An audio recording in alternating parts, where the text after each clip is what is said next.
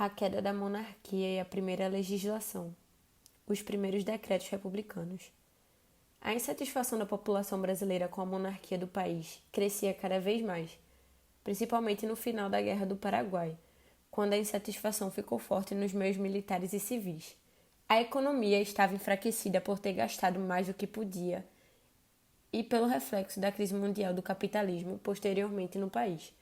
Além de que o exército estava completamente satisfeito com suas remunerações, queria melhorias no sistema de promoção de carreira e a permissão para opinar suas posições políticas, pois as forças armadas queriam mais reconhecimento pelos esforços na Guerra do Paraguai.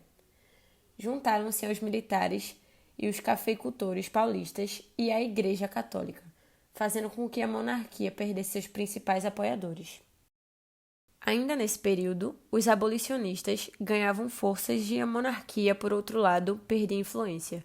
O movimento republicano, por sua vez, fortalecia-se e avançava, e uma nova pauta juntou a esse movimento, sendo bastante debatida. O federalismo, inspirado nos Estados Unidos, defendia a descentralização do governo, ou seja, uma maior autonomia para os estados. Assim, em 1889, grandes nomes do movimento republicano reuniam-se em segredo com o Marechal Deodoro da Fonseca, um militar com grande influência, para que ele aderisse ao movimento. Convencido, Deodoro da Fonseca liderou um levante militar no dia 15 de novembro. Dessa forma, através do golpe de Estado, foi proclamada a República no Brasil de forma provisória. O Código Penal de 1890. De acordo com Emily Durkheim, o direito penal evoluiu lentamente. Para ele, não apenas suas alterações são mais complicadas que os costumes, mas o penal também é o ramo do direito mais refratário a mudanças.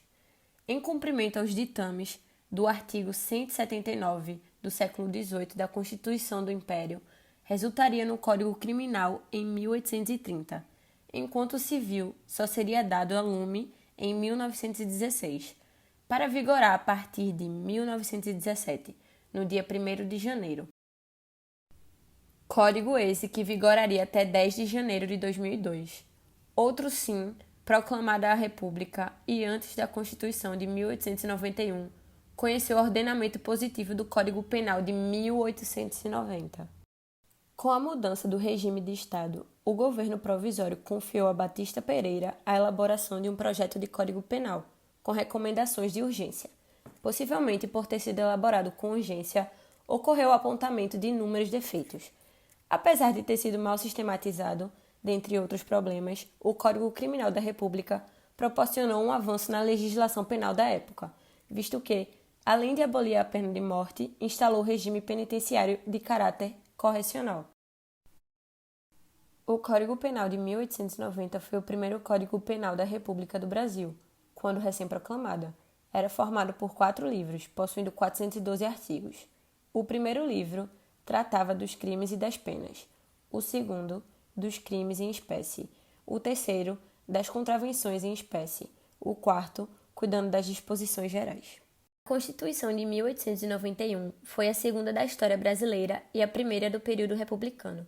Ela implementou mudanças significativas para o Brasil, ratificando o sistema republicano presidencialista, implementando o federalismo e determinando a separação entre o Estado e as igrejas.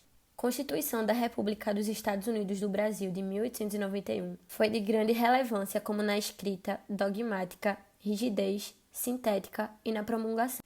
A criação dos 3 poderes na Constituição de 1891 foi de extrema importância, como a existência dos poderes executivo, legislativo e judiciário, ficando extinto o poder moderador. Assim, esses 3 poderes foram usados como espelhos nas seguintes elaborações de novas constituições, até chegar à nossa Constituição contemporânea, de 1988, onde até hoje esses poderes são vigentes. A criação do Estado laico foi também de suma importância. A liberdade de cultos religiosos, como também outras características são importantes salientar, que assegurou aos acusados um amplo direito de defesa, constitucionalizou o habeas corpus, o banimento judicial e de morte e voto de cabresto. O Brasil passava por um momento de transição do regime monárquico para o republicano. Desta maneira, o governo precisava mudar a Carta Magna, que regia o país desde 1824, e criar uma Constituição que ajustasse a nova realidade. Foi escolhida uma Assembleia Legislativa que elaborou a nova Constituição em 3 meses. Na verdade, grande parte da redação ficou no cargo dos juristas Rui Barbosa e Prudente Moraes. A nova Constituição se inspirou, dentre outras, na Carta Magna nos Estados Unidos, tendo como eixo a federalização dos estados e a descentralização do poder. A Constituição de 1891 liberou a liberdade de culto para todas as religiões, a garantia do ensino primário obrigatório, laico e gratuito, a proibição de uso de brasões ou títulos, a instituição do voto universal para cidadãos brasileiros alfabetizados maiores de 21 anos, a criação do poder legislativo bicameral. Os deputados tinham um mandato de 3 anos e os senadores 9 anos. Isto pôs fim ao Senado vitalício, o surgimento do poder legislativo provincial. Assim, as províncias poderiam criar suas próprias leis e impostos, tendo mais autonomia em relação ao poder central. Podemos concluir que a queda da monarquia imperial brasileira ocorreu com um golpe de Estado promovido pelos militares, liderado pelo Marechal Deodoro da Fonseca, amigo do então imperador Dom Pedro II, depondo o monarca. Inicialmente, o movimento não possuía a intenção de depor o imperador e derrubar a monarquia, apenas pautava-se na mudança de decisões políticas do imperador. Porém, pela madrugada, tomou força e os generais mudaram de ideia. A queda da monarquia imperial brasileira ocorreu em 15 de novembro de 1889. Os fatores que influenciaram a queda da monarquia foram a queda religiosa, a questão militar, a questão abolicionista, o movimento republicano. Em 15 de novembro de 1889, o movimento republicano atinge o ápice, com a derrubada do gabinete do Visconde de Ouro Preto e a queda da monarquia.